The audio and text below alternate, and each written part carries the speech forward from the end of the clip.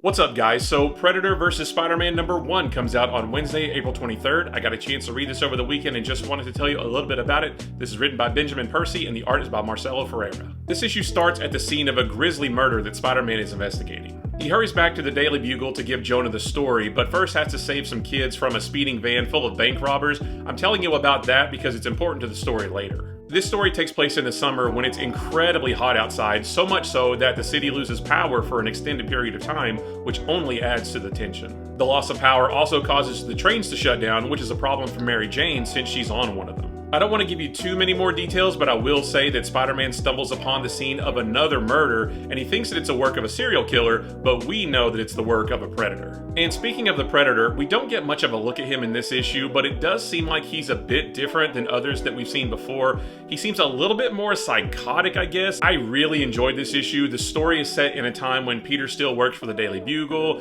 He and MJ are still together. Peter acts like you would expect him to act, and there's no other baggage. It's just Spider-Man trying to track down a killer, which will eventually turn into him trying to save the city from a predator. I also really liked the end of this issue, and it makes me really excited for the next one. So again, this comes out on Wednesday, April 23rd. Let me know if you pick it up, and if you do, let me know what you think about it.